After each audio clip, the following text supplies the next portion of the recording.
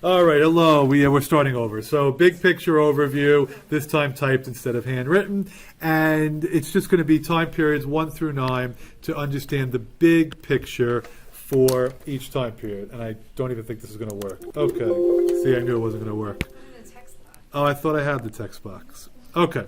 So for time period 1. See, it just takes too long. Time period 1 is going to be 1491 to 1607. So, what is going on during this time period? First, see, this is why I don't like it. I'm trying to make it a little bit bigger. Okay. So, first they would like you to know that the first inhabitants it'll happen eventually, crossed a land bridge. So the land bridge theory is that people crossed the Bering Strait. I don't know, I remember how to spell strait. I think it's AIT. And they came from Asia and across Alaska, what is present-day Alaska. And that's how, but it took thousands and thousands of years if you believe this theory. So they use 1491 as a time because it's actually before Columbus. They really mean everything before that. What do we want to focus on for this big picture? We want to always know that the native people developed advanced civilizations. The answer is always going to indicate that the people living here were not primitive, that they did have architecture, right? Irrigation systems. They utilize the environment to meet their needs. They perform surgery. So there were advanced civilizations. Do you remember the Aztecs, the Incas, the Mayans? Now, that's more central and southern in the continent.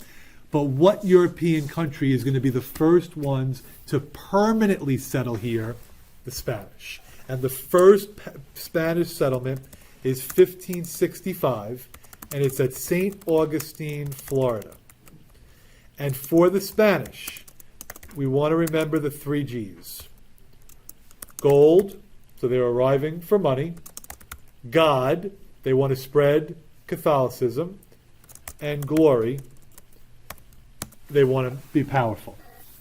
So throughout the 1500s, it's the Spanish who arrive from Europe with permanent settlements. What's their relationship like with the Native Americans? Not very good. Do you remember the encomienda system? That's what did the Spanish leaders give to the colonizers? Land with people. And what did they do to those people? Enslave them. So the encomienda system is land and slaves. Please don't hesitate to ask questions. Just because. Can you explain that again? Yeah, so what you have Spanish people who are arriving here. Now those are people of European blood, European descent.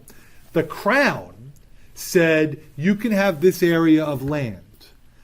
Of course, completely disregarding that there were other humans living on the land. And they said, well, you can use those people as slaves. Does that make sense? Mm-hmm. So that's what the encomienda system is. So there's going to be a lot of tension. Now, be aware, it's not just St. Augustine, Florida. I'm sorry off the top of my head, I don't remember the date. But Santa Fe, New Mexico is also one of their long-term founding colonies. I think it's actually after 1607, but it doesn't matter. And the Spanish, their legacy is going to be very significant. If you're Spanish and you marry a native person and have children, what would they be called? Mestizos.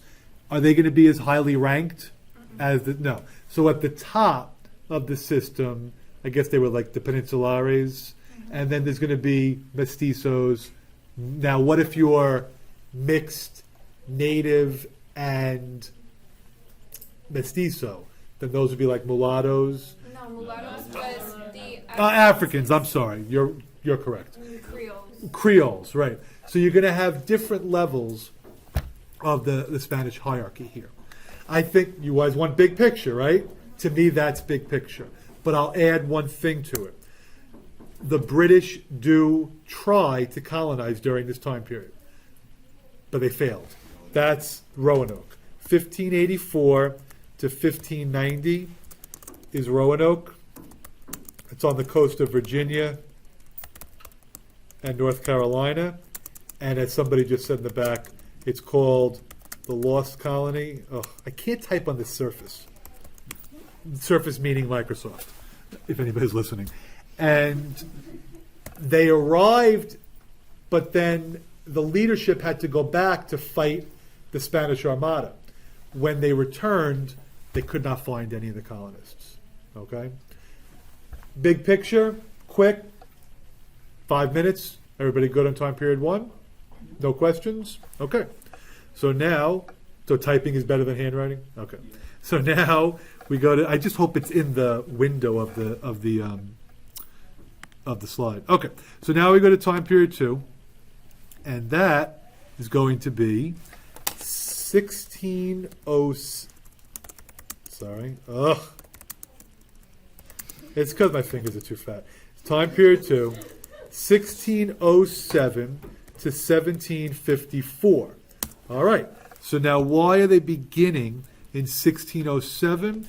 This is because, for the most part, this time period is going to be about the British colonies. And 1607 is the founding of Jamestown. Jamestown is your first permanent English colony.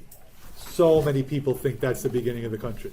It's the first permanent English colony. Where is Jamestown?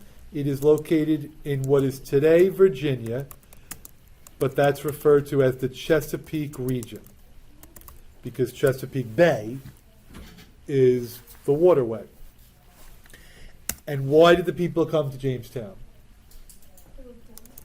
Yep, so it's financial motives. They want to get rich. They want to make money. Do you remember? Is it okay if I just like randomly type stuff? Yeah. John Smith, you remember? John Rolfe. Pocahontas, I heard somebody say. That's all the Jamestown settlement. They're trying to get rich. What was the climate like there? Wet.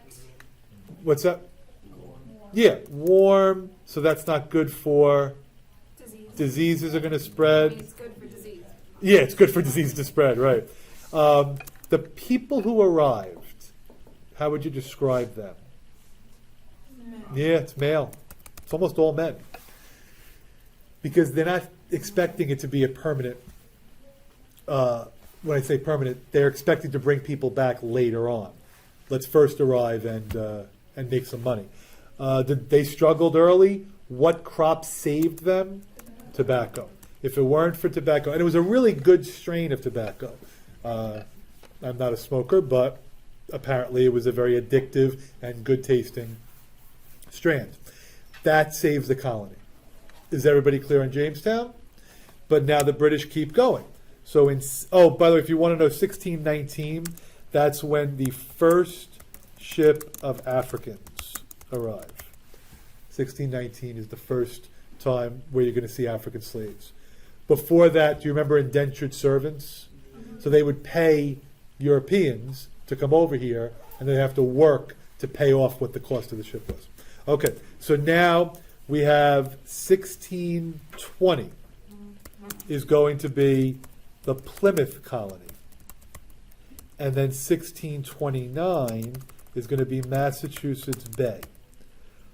Both of those are in what region? New England. So these are both New England colonies. Now, they're a little bit different. They're both showing up. The people are both motivated by what? Religion. They're both motivated by religion, but not the same purpose. Plymouth people, they wanted to get away. So what are we going to call them if they want to break away? Separatists. They want to break away. Massachusetts Bay people, they don't want to break away. They're non-separatists. They just want to make it what? Ah, nice reference. City upon a hill. Do you remember the governor who used that? John Winthrop. Very impressive. I think that's going to be one of your part ones this year. City upon a hill, which, by the way, several presidents used that phrase. Reagan, Clinton, Kennedy used that phrase. We're going to be the envy of the world. But they were very strict. Very, very strict. Connor? Wasn't that where that woman was? Yes. She started. Anne Hutchinson. Anne Hutchinson. I'll go over that. I don't want to. I know you guys want the big overview, so I don't want to spend too much time. But what do you think the New England colonies? So what's the climate like? Cold. So it's a cleaner environment, not as much disease. But who showed up? Like the first group of people. Yeah, women. We'll just put families. That's more family oriented. Women and children arrived. They're trying to make this their settlement. Is everybody clear on that? Okay. Now, if you did not follow John Winthrop, what happened to you? Got kicked out. The two famous people that got kicked out were Roger Williams and Anne Hutchinson, both banished to Rhode Island. And Rhode Island was very tolerant. Like Rhode Island pretty much welcomed everybody. There's another colony that was really tolerant. Quakers. Which one was that? Pennsylvania. So why don't we, so Pennsylvania. Yep. The Massachusetts Bay colony that banished Anne Hutchinson and Roger Williams. Yes. Massachusetts Bay kicked out Anne Hutchinson and Roger Williams. Pennsylvania, incredibly tolerant. Treated women equally, all that good stuff. So what else, big picture, should we know for time period 2? If you want to, we can do, so there are the New England colonies, and that would be Connecticut, Rhode Island, New Hampshire, Massachusetts. See, eventually, they'll all combine into being like Massachusetts. So it starts with like little settlements. Then you have the middle colonies that were New York, New Jersey, Pennsylvania, Delaware. And then you have the southern colonies that were Virginia, Maryland. Maryland was specifically for Catholics. North Carolina, South Carolina, and Georgia was the last one. And Georgia was founded to be a buffer and a debtor colony. So if you were in debt, you could go there, and it was a buffer between who had control of Florida, Spain, and who had control of the Carolinas, Britain. It would be a buffer in between them. All right. If you feel a little weak on time period 2, we can do that in class. If I just keep going, like we'll never, you know what I mean, we'll never get, so you guys want it, does that make sense to everybody? You'd rather just do the big overview, but if you feel weak on time period 2, we can do that in class.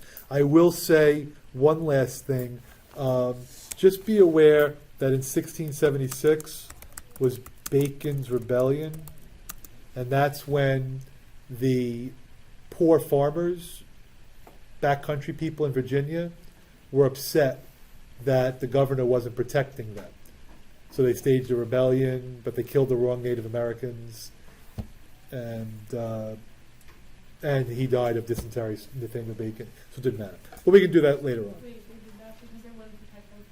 Right, right. And it shows there was a gap between the rich and the poor. Okay. That was Virginia. That was Virginia. Jamestown, which becomes Virginia. Okay? All right. Good on that? Oh, and which Europeans had the best relationship with the natives? French. Don't forget the French are around this time also. Okay. Is this what you guys wanted? Okay. So now we're on time period 3. And this is a critical one for the founding of America. So you got 1754 to 1800. And what is going on during this time period? We're going to start with me figuring out how to use the magic wands. The French and Indian War. 1754 to 1763. French and Indian War. Turning point. The French and the Indians are fighting against the British and the colonists. They're on the same side, the British and the colonists. William Pitt promised that he would do what if the colonists helped? Pay for the war. Did he follow through on the promise? No. So this is really, it's a land grab. They're fighting for land. But it's a turning point because after the war, the colonists begin to resent the British crown. They begin to resent all the taxes, even though they weren't really being taxed that heavily. But they resent that. So this leads to a series of tensions. By the way, I'll just throw a few terms at you. Mercantilism. Colonies exist for the benefit of the mother country. Whoa. Oh, God. And that is what existed, the economic situation. The British had these colonies so that they can get rich. Were the colonies allowed to trade whoever they wanted to trade with whoever they wanted? No. But did they enforce those laws early on? No. What is it called when you have laws? It's called salutary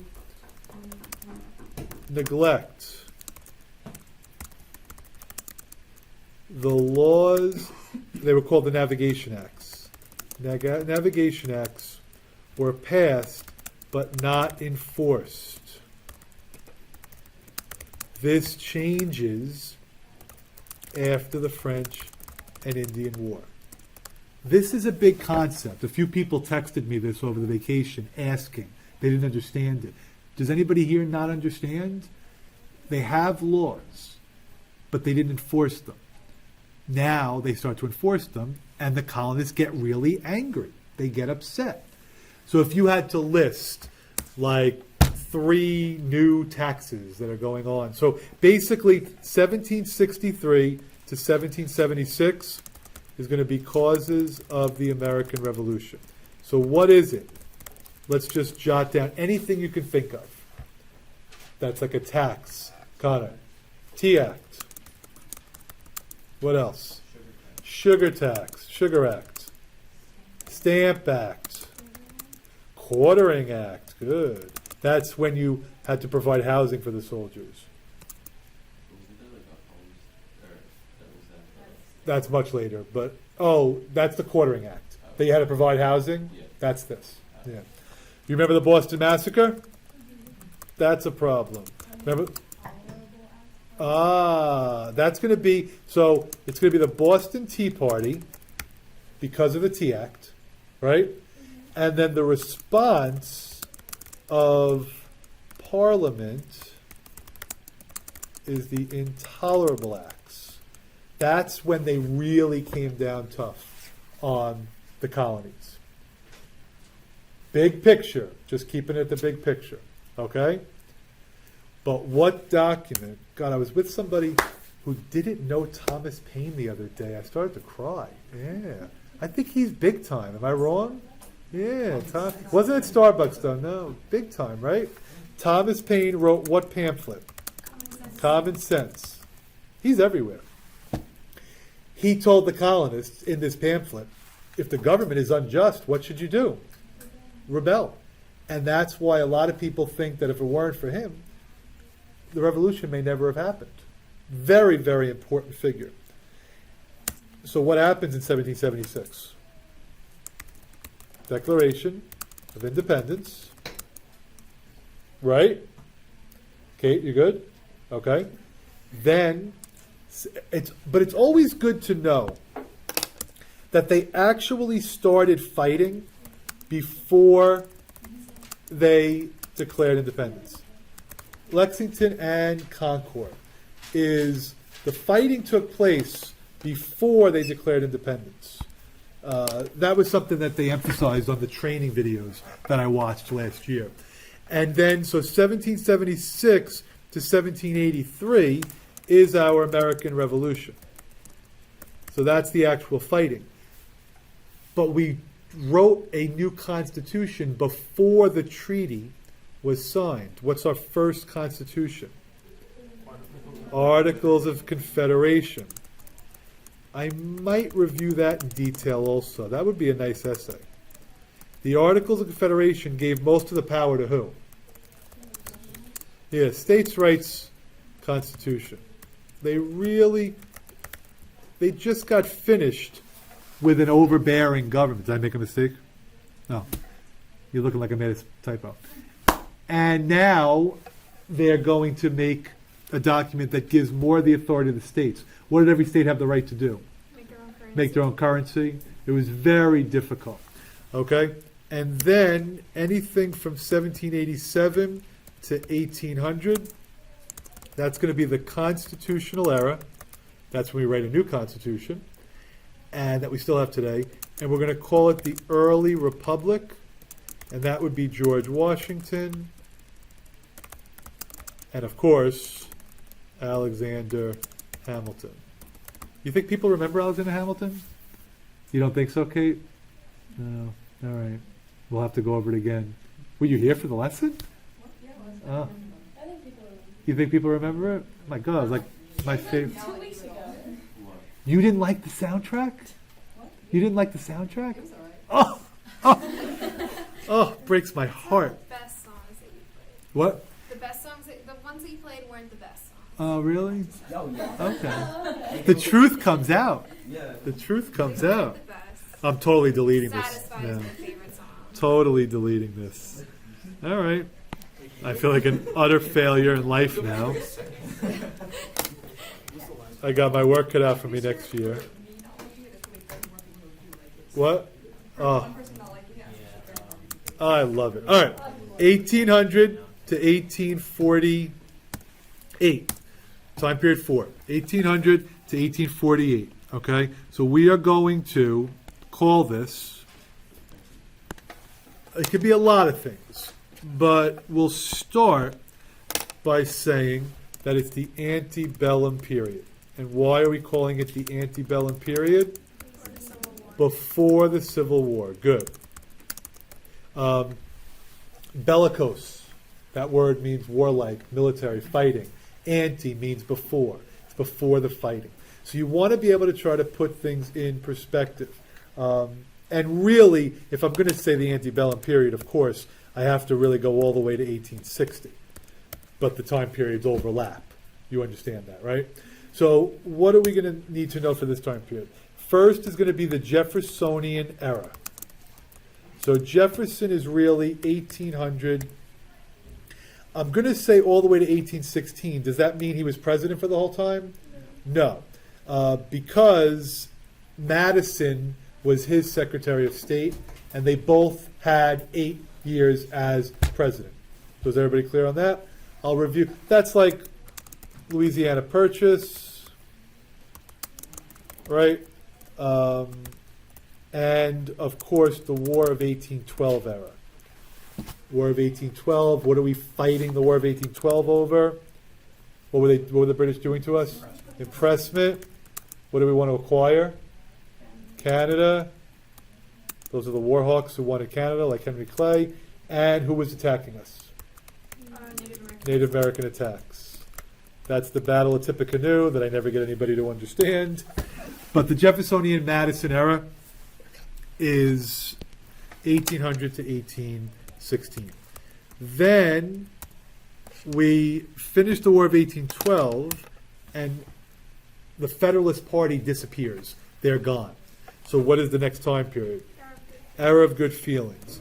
1816 to 1824. How many political parties? One political party, Democratic Republicans, and that's going to be James Monroe. Why did that split? Because of the 1824 corrupt bargain election. Okay? So, the era of good feelings, if you want to know what happened, that would be good for you to know, is the Missouri Compromise. That's the 1820 Missouri Compromise. Missouri enters as a what? Slave state. Good, slave state. But to keep it balanced, what do? Maine, free state.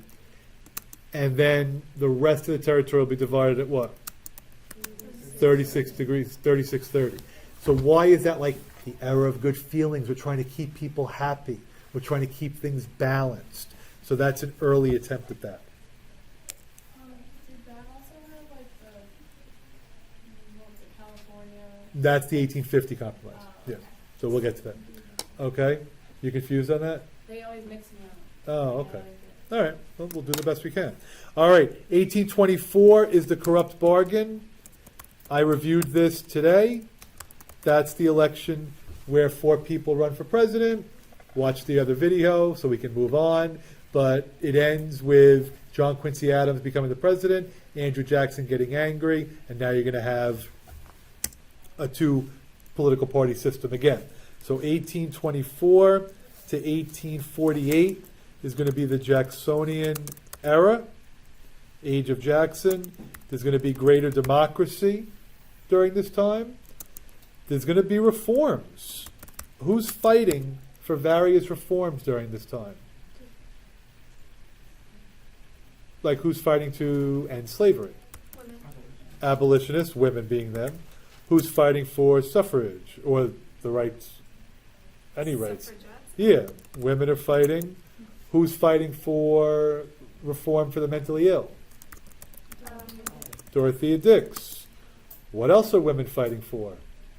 prohibition. Don't say prohibition. Temperance, right. And the reason why is because the time period is called prohibition, not until the 1920s. Temperance is what they're fighting for. First state to ban alcohol? Maine, good. Who were those people that wanted to rethink their role in nature and society? We're going to get to that in a second. Begins with a T. Transcendentalists. Like, very good. Thoreau. Oscar Wilde. Is it? I think he's later. I think. Is that your phone? It is my phone. Thanks for calling me out on my YouTube channel. Thoreau and Emerson, Ralph Waldo Emerson. Matt, you're referring to utopian societies, right? Yeah. Like the Shakers. I don't remember the other. Oneida, yes, and they The were good chairs. against sex. Oneida community, which had good silverware and were for having sex with everybody. What new religion was during this time period? The Mormons. This would be the Second Great Awakening. First one was during the 1730s with John Edwards, who you read last year, Sinners in the Hands of an Angry God. And Aaron Burr's daughter What? related to it. And, very good. Aaron Burr, that was Aaron Burr's grandfather. That blew me away when I heard that the first time. Blew me away. Like, just can't be that cool. All right, but there's a lot going on during this time period. Does everybody understand that? You sure? And we will, I'm sure. Oh, well, what do we have to know about Jackson? We should just put a few things about Jackson. Trail of Tears. What else? There, King Veto. He was big on vetoing. The Bank War, good. The Peggy Eaton affair. What was he? We almost went to civil war because of what issue? Oh, the The tariff. tariff. Tariff of abominations. The South hated it. Good. John C. Calhoun. See, this is where I get crazy. I got to stop. All right. And then for women, why is 1848 an important year? Seneca Falls Convention. Good. Take care. All right. Everybody go to time period 4? I won't erase it yet. Should I see who called me, or should I show restraint? You can go ahead. Yeah, you. Well, it's I really really don't. to you. No, I can do without it. No, I'm not. Mr. I love my phone. We texted you too, so maybe they needed you. No, the texts are probably Twitter updates I'm getting. Sure enough. No, I'm not sure. Are there different vibrations? I have no idea. So, all right. How are you not in tune like that? Be- I know like every different vibration. Do you really? Yeah, I always say that I'm going to create like a new song for every person that calls me, and I never do it. Like So. it'll be like slightly softer and be like, oh yeah, I got it. Yeah, I am somewhat busy, so it's hard to have the time to do that. All right, time period 5 is 1844. Yeah, 1844 to 1877. Okay? Now, the reason why they start with 1844 is because that's the election of a very underrated president. Yeah, James K. Polk. And why is he very underrated? Because of expansion, manifest destiny. Very big deal. Very big deal. Now, what war does he get us involved in? Mexican-American War, 1846 to 1848. And he had a really catchy slogan as well. What area did he help us get? Northwest. Oregon. Do you remember the slogan? Oregon or what? 54, 40, or fight. Take care. Take care. Nice alliteration. 54, 40, or fight. And then we settled the 49th parallel. I'm doing it out of order, but we also annexed Texas. It wasn't really when he was president. It was John Tyler, lame duck period, but tell me to shut up. All right. Now, everything, we'll say 1840 to 18... No, I'm going to go way, way back. 1820 to 1860. These are all causes of the Civil War. And it's either about slavery or states' rights. One or the other. I mean, there are other arguments people make, economic differences, but really about slavery and states' rights. Maybe we'll do that in class. Is that okay? We'll do that as a detailed review, all the different causes, unless, Nicole, you guys want me to do the compromise of 1850 now, or you want me to wait till... Oh no, I got it. Now that You said got it. it, you just confused. Okay, we'll do that in class, though. Does that sound okay? All right. Then, 1861 to 1865 is your Civil War. Why are you laughing at that? No. Okay. That was aesthetic. And 1865 to 1877 is Reconstruction. And a lot of the classes, everybody seemed to be comfortable with Reconstruction, actually. Feel like they know a lot about that. Okay? So, I mean, I can go more detail, or we can just go to the next. I mean, so it's your call. You're the ones in attendance. You're good? Okay. All right. You know what? I'm going to keep it on the same slide. How's that sound? Yeah. Time period 6 is going to be 1865 to 1900. Now, for our purposes, we like to refer to this as the Gilded Age. And that was Mark Twain. And what was he arguing by calling it the Gilded Age? That it looked good, like from the outside, but on Right. the inside there was like a lot of turmoil. And Excellent. He said that on the outside things look really rich and we're doing well, but on the inside there's a lot of problems. So it's really this gap between the rich and poor that he's referring to. What was the reason for the gap? Okay, so obviously that depends on who you talk to. If you talk to somebody who wanted more government involvement, they would say it's the fact that there was just a laissez-faire attitude. There was no income tax during this time period. Other people would say that it's survival of the fittest. Unfortunately, some people worked really hard and did very well, and other people were caught in the gaps. So it's really, I can't make a determination on that. That's really for you to decide. But we should all know that this is the rise of big business. So what two men would you all know? Rockefeller and Carnegie. Carnegie, if anybody's listening. we should know what I just said to Kate, social Darwinism, right? Survival of the fittest. What was Carnegie's famous speech? Social gospel. Gospel of wealth, social gospel. He thought rich people had an obligation to provide philanthropic means. What are workers forming at this time? Formation of unions. Good. Who's coming to the country during this time? Yeah, rise of immigrants. Now, in addition, what's happening geographically? Like, where are people going? They're going to the cities and west. You're both right. So urbanization, because that's where all the jobs are, but also know the development of the West. Connor, what act in 1862 contributed to people moving out west? Homestead. That's the Homestead Act. Giving people 160 acres of free land made a very big difference. So you got a lot of people moving out west. We have conflict with who? Native Americans. And I'll end it with the formation of a political party. Populist Party. And the Populist Party was a combination of workers and farmers. I have this more of a need to go into detail in the Populist Party than I do to check my cell phone right now, but I know I got to keep moving. But does that make sense to everybody? Oh, I got to just do one thing. Who gave the famous Cross of Gold speech? Yeah, can't help myself. I'm an addict. William Jennings Bryan, Cross of Gold speech.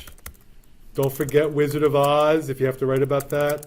Wizard of Oz. People think it's an allegory for the whole time period because silver shoes is that they wanted to add silver. What's the abbreviation for gold? Not for gold, for what they measure gold in.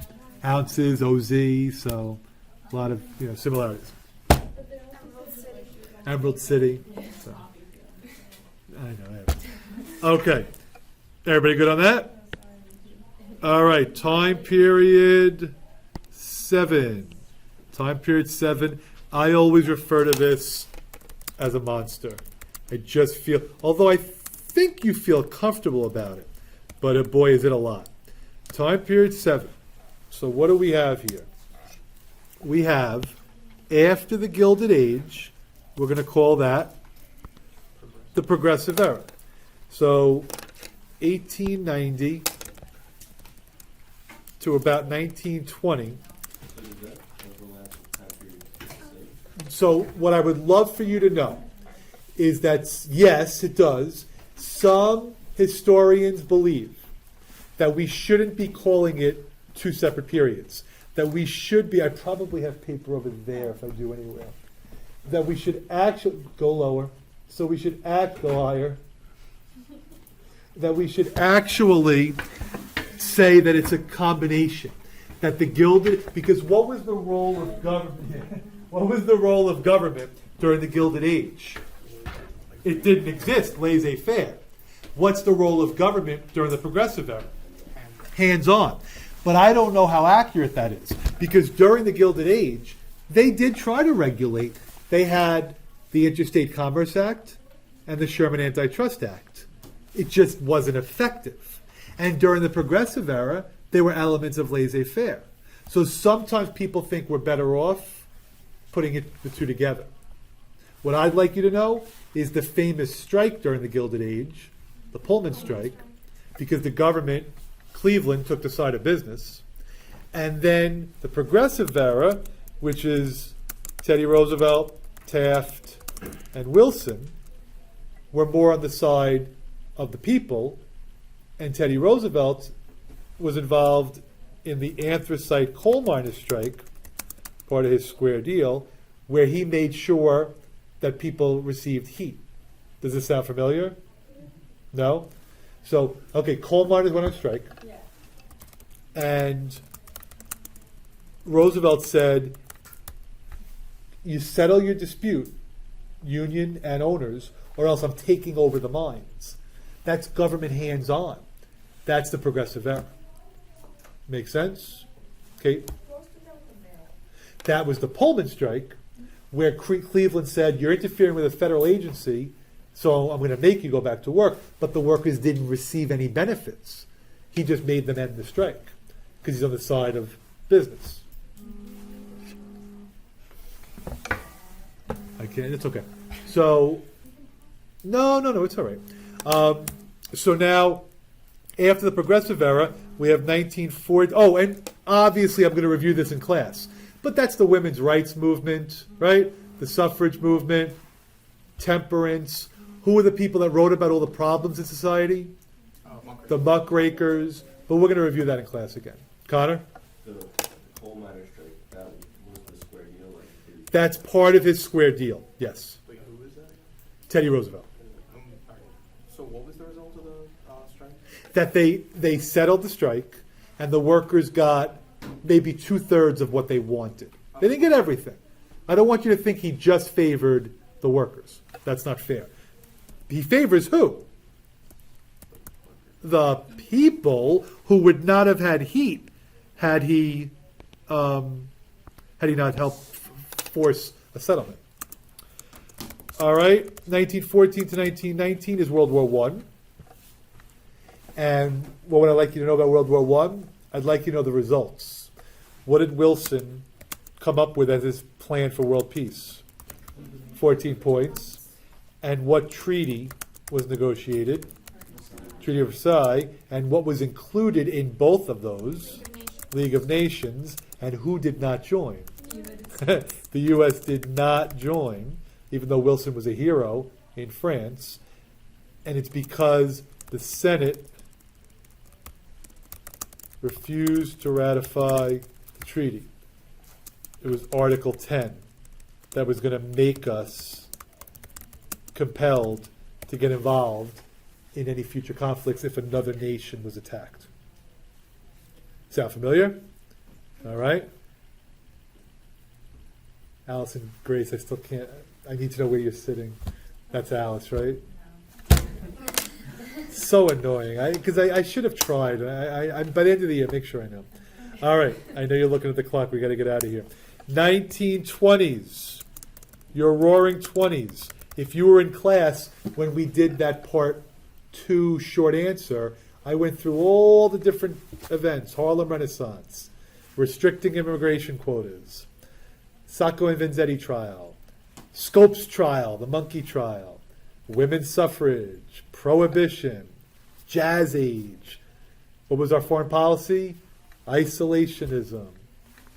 There are your 20s, which ends on October 29th, 1929, which is the stock market crash. And that leads to, nobody ever calls me. 1929, 1941 is your Great Depression. We're going to review that tomorrow. And then 1939 to 1945 is World War II. Good? Oh, I'll wait. But good meaning like you understand the chronology. Yes. Yes, Kate? When was there fear of immigration between that time? Okay, so very anti-immigrant during the 20s. I mean, I would argue we're always anti-immigrant, but then each group that comes here from a different time period faces discrimination. So 1882, we had the Chinese Exclusion Act. So then we were anti-Chinese. Then 1920s, we become anti-European. And even before that, Irish, 1850s, when they came after the potato famine, there were signs outside that said Irish need not apply. So every group that's arrived has faced discrimination. And today it's a little bit more from Latin America. Was the Vanzetti thing the one where they said that they raped her and they didn't? No, it was when they said that they robbed and killed a store clerk, Sacco and Vanzetti. The rape, When yeah, they were put in jail. and they were put in jail, and they were executed, really just because they were Italian anarchists. What you're referring to is the 1930s Scottsboro boys, where there were black kids on a train, and they accused the white person accused them of rape. Okay, you ready for time period 8? Yep. All right, time period 8 is 19. Yeah, let me. Stop mocking me. As I said, I'm not a Luddite. All right, 1945 to 1980. You want to know that there is a second Red Scare. This is the Cold War during this time period. And this is, what do we got? Red Scare, Cold War. We got the Korean War, which is 1950 to 1953. We have the Vietnam War, 64 to 73. When you think of the 50s, yeah, we got the baby boom. Where were people moving to? Suburbs, Levittown. A little more conservative time period, the 50s. Women are actually, becoming more housewives again. The whole concept of the white picket fence, Pleasantville. Then you go to the 60s, and it becomes more liberal. Civil rights movement becomes a little bit more radicalized during the 60s. I should probably review that again also. I got to put like Brown versus Board of Education, 1954. But will remind me to do that as well. 60s more liberal protests. The 1968 Chicago Democratic Convention. That was, do you remember the craziness of that? Pegasus. Yes. You know that they're going to be talking about that this summer, right? Like if you actually watch anything in the news, they'll make the references. What if they chant again the whole world? Oh, if they chant the whole world as well, I'll just flip out. That'll just be. I know that would be amazing. But I think both conventions. Yeah. I think both conventions is going to be crazy. I think Sanders. Yeah, the Bernie people are not messing around. I know. I'm loving this. I'm It's loving great. it. It's great. What's Connor? your ideal outcome? Like, what do you want? Oh, I just want nobody to win, so the House has to pick the president. That's all. That's all I want. And it's gonna be I just want nobody to win the election, so that the House picks, and then Americans actually. Did the House pick anyone they wanted? No, it's got to be from the top So three we can just be candidates. Like, hey, you. Right? Vote No, for no. the president. But they can pick anybody they want in the nominations. So, all right, nobody at home wants to listen to us do that. And then the 70s is going to be poor economy. All right, Ford, Carter, I'm sorry about that. Nixon, Ford, Carter. Michael Gog is going to make fun of me for that if he listens to it. Watergate. No, he's studying. He is. Yeah, he's studying. Watergate. People losing faith in the country. And I would keep going, but I think this is what? Vietnam War is still the 70s as well. You're right. You're right. But is this kind of what you wanted to accomplish today? Yeah. Yeah? Perfect, right? Okay. So thank you, because you're a wonderful audience, even for mocking my lack of... I can't imagine what you do to teachers that don't know how to do anything. I'm I shocked. just don't even show. Oh, okay. All right. And that's... time period 9, we did that today, period 7. So class period 7. So, all right.